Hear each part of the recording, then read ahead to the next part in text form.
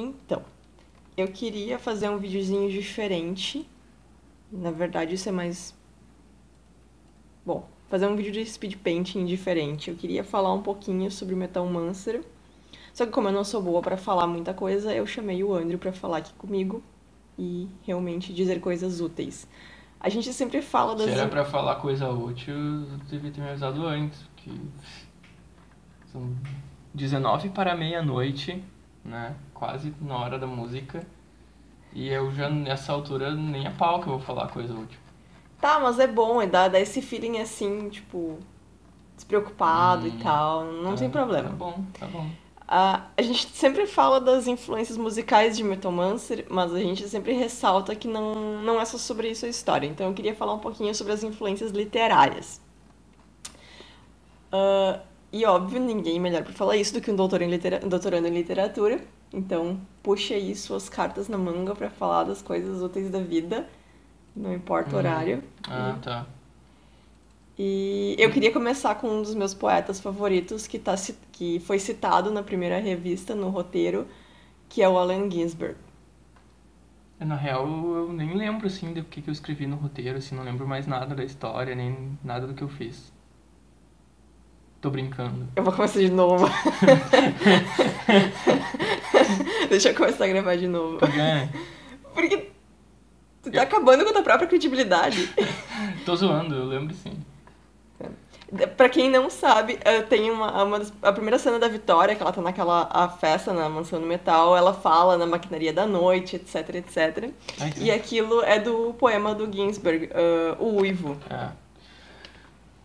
Quer que eu fale sobre Sim, por fale que eu sobre o falei? Uivo. Ah, tá. Ah, eu não sei se provavelmente alguns de vocês devem conhecer ou ter ouvido falar.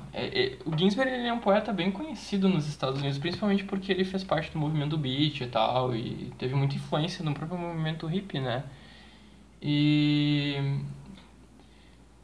é curioso, assim, porque no Brasil eu acho que fora da academia, assim, ele realmente não chegou muito. Pode ser uma impressão errada minha, mas é o que me parece.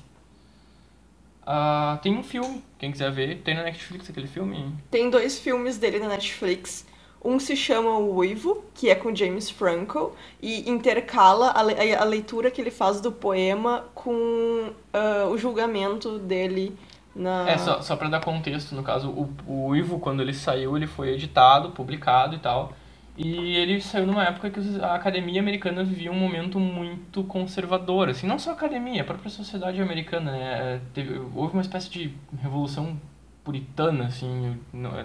Eu tô usando isso meio fora de contexto, mas eu acho que daria pra chamar disso até, sabe? Tipo, conversa de bar mesmo. Na década de 20, assim, nos Estados Unidos.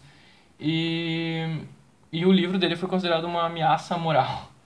E aí, obviamente, ele foi julgado e tal. E é divertido, assim, é muito engraçado de assistir o julgamento, porque o promotor de acusação ele fica tentando entender os poemas, ele quer que alguém explique pra ele. E é muito divertido. Claro, eu acho que era o intuito de ser uma retratação do julgamento, né? Mas acabou ficando muito infame. Tá, o E segundo filme, então, é o Kill Your Darlings. Como é que é o nome em português? tem nome? Não tem Tem, não tradução? tem a tradução. Tem, na Netflix Ah, aparece o deve nome em ser alguma coisa português. tipo Amores Rebeldes, sei lá, deve ser uma coisa bem tosca. Enfim, Kill Your Darlings, né? E é com o Daniel Radcliffe, o nosso querido Harry Potter. E ele está magnífico também no papel. E é sobre a fase dele na academia, quando ele estava É, estudando para ele ser um grande interpreta, ele poeta. vive o Allen Ginsberg, no caso. É, também, assim como James Franco. Ok, continuando. Onde É, estávamos? aí na verdade o Hall ele é sobre a geração Beat, ele é sobre os poetas e os escritores da geração Beat, sobre o mal-estar que eles viviam, a tentativa de criar algo novo, romper com a tradição, todas essas coisas. E também tem uma coisa de ter tentado viver no limite, assim, no máximo possível. E experimentar tudo, viver tudo, uma angústia bem típica, assim, de tudo aquilo que. Apesar de não ter uma. Não dê pra dizer necessariamente que eles são malditos, tem uma coisa, assim, que ressoa, né? E o poema é meio sobre isso.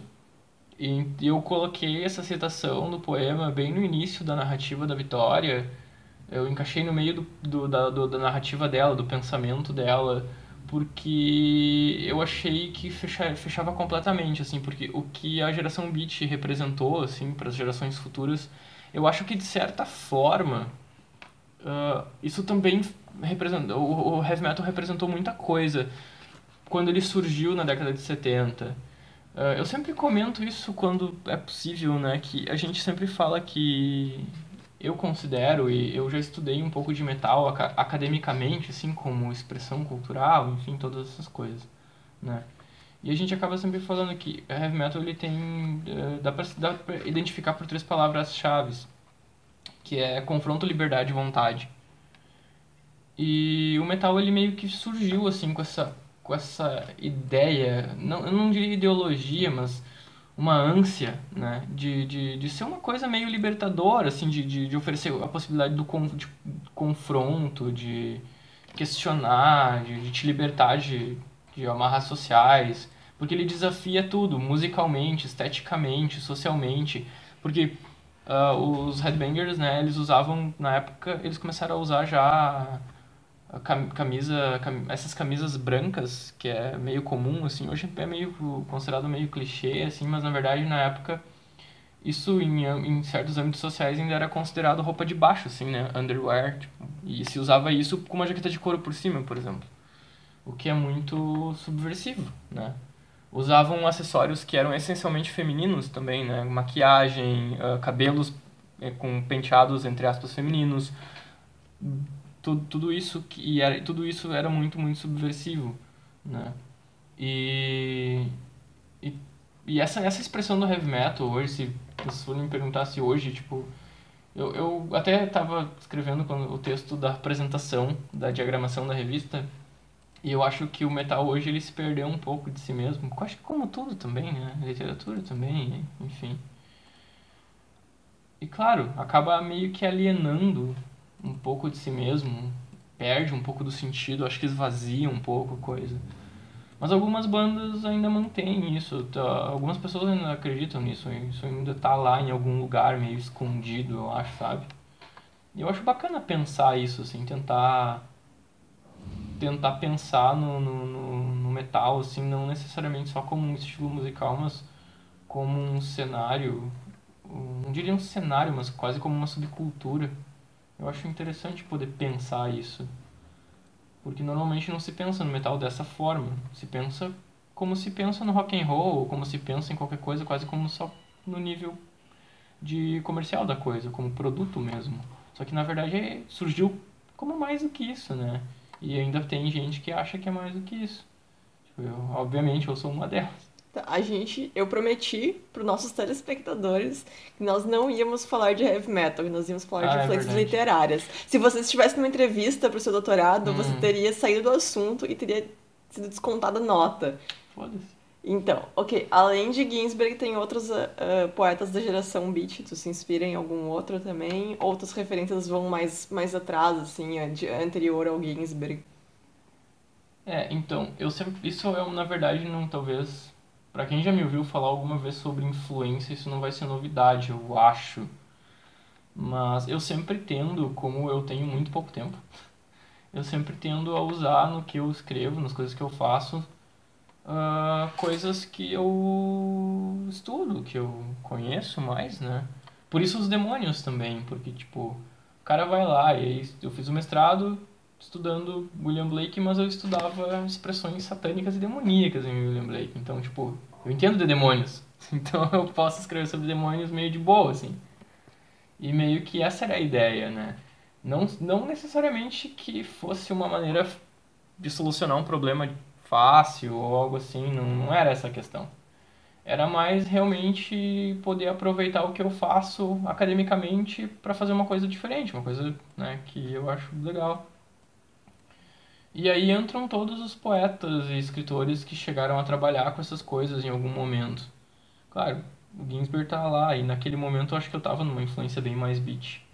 Tem uma coisa meio vagamundo assim do Jack Kerouac, que é outro poeta beat também. E se alguém identificar, apesar de não ser estritamente um poeta ou um escritor, mas se alguém identificar a influência de Raul Seixas, não é mera coincidência. Porque Metal Mancer eu acho que ele até tem menos poesia em Metal Mancer, no sentido de referência mesmo, do que tem de leitura ocultista e coisas desse tipo. Porque eu acho legal brincar com essas coisas nas histórias e eu meio que abusei em Metal Mancer disso. Então tu vai encontrar muito da doutrina do Crowley lá em algum momento, assim. E assim como outras correntes alquímicas, místicas que envolvem magia e tal. A concepção de magia, que se fundamenta toda a magia da Vitória, é com base no conceito de magia do Crowley. Que é aquela frasezinha meio feita, já que a maioria do pessoal que conhece sabe que é magia é a arte de mudar o mundo a partir da nossa vontade. Né? E não precisa ser necessariamente uma coisa mega conceitual e mística. É basicamente um conjunto simbólico que tu usa como um veículo para fazer a tua vontade acontecer. E no caso da Vitória é obviamente o metal, né? Ok. Muita gente vem me perguntar sobre aquela ilustração que eu fiz da Vitória lambendo um bode. As pessoas vêm me perguntar o que aquilo significa, por que ela está lambendo o bode, tá? E existem duas respostas. Uma é musical, porque é a releitura de uma capa de um álbum, que é o que a gente sempre faz, né, nas capas de Metal Mancer, releituras de álbuns. Mas o outro motivo é também uma certa referência, né? Tem um motivo pra ser o bode ali e tal. É o Black Phillip, né? É o Black Phillip, pra quem viu o filme A Bruxa. E o filme A Bruxa, assim, ele traz basicamente uma ideia de satanismo. Será que você pode falar um pouco pra nós sobre satanismo? Caralho. Vamos lá. Porque satanismo é sobre vontade, é sobre força de vontade. É, tá, tá. Tá, eu sei que tem muito mais, mas Tá, não, é um eu vou. começo. É um começo. Eu vou. Tá. Existem muitos satanismos, tá? Assim como as pessoas falam, isso me irrita, tá? Só pra você saber. Tem gente que fala, e é tão errôneo quanto quando. As duas coisas são muito erradas, e isso não é ponto de vista, só tá errado mesmo. Tipo, as pessoas falam, o satanismo. Não, existem várias vertentes com pensamentos diferentes e, e ok, você pode escolher uma que você vai se identificar ou não. E o satanismo, porém, ele te dá a liberdade de você fazer pequenas junções, né? E montar, digamos assim, o seu próprio conceito de crenças, ele é um pouco volátil nesse ponto, né? Eu digo isso porque as pessoas seguidamente fazem isso com o cristianismo também, né? A religião cega, é o que eu vejo muito dos ateus de plantão dizer, assim. Não, religião não cega, né, meu amigo? São as pessoas que fazem uma leitura bizarra das coisas e fodem com tudo, basicamente, né? O problema nunca teve na crença. O problema está no uso que a gente faz da crença. Né? Assim como tudo na vida. Né? O problema não é a política, o problema é o uso que as pessoas fazem da política. Né? E satanismo é meio isso, assim. Tem gente que usa pra... E aí tem coisas muito pesadas, assim, sabe? Porque satanismo também pressupõe ritos. Assim como se você pensar no cristianismo, que você tem a comunhão, né? Você bebe o sangue de Cristo, come o corpo de Cristo lá com a hóstia e o vinho. Satanismo também tem um conjunto de ritos que podem ser considerados mágicos. E tem muitas histórias, assim, quando você conhece o pessoal por aí, de gente que usa isso pra meio que abusar das pessoas também, sabe? Do mesmo jeito que tem os pastores evangélicos aí levando dinheiro das tiazinhas, também tem gente lá no satanismo sacaneando o pessoal, tipo, roubando às vezes muito mais que o dinheiro das pessoas. Eu não tô falando de roubar a alma, tá? Não é isso. Mas pode ser também. Não, mas por exemplo, tem muito do satanismo, de alguns satanismos tem a ver com conjuntos de seitas como o que o Crowley idealizou, né, no Teorema e tal. E o Crowley tem um grande conjunto de magia sexual.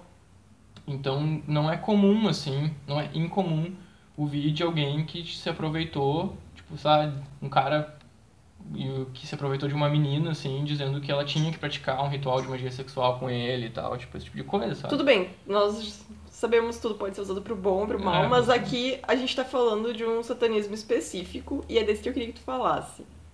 Tá, daí tu tá falando do satanismo do Lavi? Uhum. Em princípio, a gente pode pensar em vontade. Eu falei heavy metal, né? Vontade, confronto, liberdade. E satanismo, principalmente nessa via, ele tem muito a ver com isso também, sabe? Tem a ver com você ser capaz de identificar o teu desejo, aquilo que tu.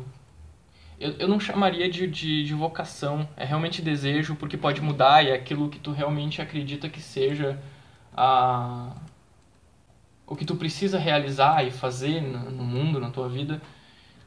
E a partir disso tu vai então trabalhar e construir alguma coisa para ti, né? Ele é muito voltado para a força de vontade e para o indivíduo como a fonte das coisas, da criatividade, da vida. Tem uma tem uma inversão nos dogmas cristãos, principalmente aquela tipo no cristianismo normalmente o corpo ele é considerado uma coisa passageira, caída, né? Que é um receptáculo para a alma imortal e tal. O corpo perece, mas a alma, se você mantiver ela pura, você vai, né, pro reino de Deus, lá pro paraíso. E no satanismo, em algumas vertentes, principalmente algumas vertentes até que tem influências em Blake, né, que é o poeta que eu estudo bastante, tem algumas influências de Blake nisso, porque para Blake o corpo era uma coisa que precisava ser explorada. E o homem poderia reconquistar o paraíso, na verdade, não através de alguma coisa abstrata, mas através da exploração sensual, no sentido de sensorial, explorar todos os seus sentidos, né? E isso é corporal, isso é físico, está na carne, sabe? E, e basicamente, em termos bem gerais, assim, só para não ficar muito comprido, o satanismo teria basicamente a ver com isso. E só pra. A Jéssica falou do filme da bruxa. Teve muita gente que não gostou. Eu não sei, eu acho que as pessoas também não gostam porque elas não se esforçam muito pra entender, ou só não entenderam. Às vezes falta referência mesmo, porque eu achei um filme bem referencial, ele não é um filme fácil, sabe? As pessoas não entendem o final, né? Eu não sei se todo mundo já viu e é complicado comentar sem dar spoiler, né? Mas tem uma coisa muito no final, acho que não é spoiler falar isso, né? Mas um dos principais elementos do final do filme é que a personagem ela caminha pela floresta e ela vai tirando a roupa, ela vai ficando nua, né? E isso tem muito a ver com o que o diabo sempre representou no dogma cristão, porque o diabo ele é sempre representado nu, porque vestimenta representa civilidade, você está inserido na sociedade. E estar nu é estar apartado dela. E ela tira essa roupa porque a sociedade em que ela vivia era uma sociedade patriarcal, era uma sociedade que dominava ela. E ela abandona a vestimenta para se tornar livre. E é muito arcaico, assim, é muito remoto o que ela faz, porque ela não apenas tira a roupa, mas ela entra para dentro da floresta, ela volta para as coisas naturais, né, para o quitônico, são as coisas da terra. Se a gente pegar, por exemplo, a diferença entre o dogma cristão, que é uma religião tipo transcendental, Deus está lá longe, tu não vê, tu sabe? E a maioria das religiões anteriores, os deuses eles são mais presentes, eles estão imersos em coisas naturais, sabe? Terra, colheita, chuva, trovão, fogo, água. E o Deus cristão não, o Deus cristão ele é uma coisa transcendente, que ele representa tudo e o nada ao mesmo tempo, é dual. E esse dualismo é difícil para as pessoas tentarem entender e resolver isso. Por isso que o cristianismo é essa religião tão estranha, assim, em certos pontos de vista, né? Mas, no geral, a bruxa é meio sobre isso, né? É sobre a personagem se libertar das amarras a partir da única maneira que ela consegue, que é rejeitando a sociedade, basicamente, né? E isso é muito comum, assim, isso vem de muito, muito tempo atrás. Lá das reinterpretações do Satã, do Paraíso Perdido, do poema, na Revolução Francesa. Eles reliam Satã não como um inimigo de Deus, mas como alguém que no exílio recebeu a liberdade. Você pode viver no paraíso, mas para isso você precisa seguir as leis de Deus. Se você quiser ser qualquer coisa diferente, tá errado, é pecado, é crime, você é punido, né? Então, para isso você vai mesmo pro limbo, pro inferno, qualquer lugar, para tentar ser qualquer outra coisa, para tentar descobrir o que você quer e quem você quer ser e o que você quer fazer. Só que para isso você precisa ser expulso, porque todas as opções que te são dadas não te servem. Então você precisa ser expulso para descobrir o que você realmente quer fazer. né? Em termos grossos, assim, seria mais ou menos isso. Tudo bem, vamos fechar o vídeo aí com uns 20 minutinhos. Muito obrigada por terem escutado até aqui. Quer se despedir do pessoal? Falou aí, pessoal. Stay metal!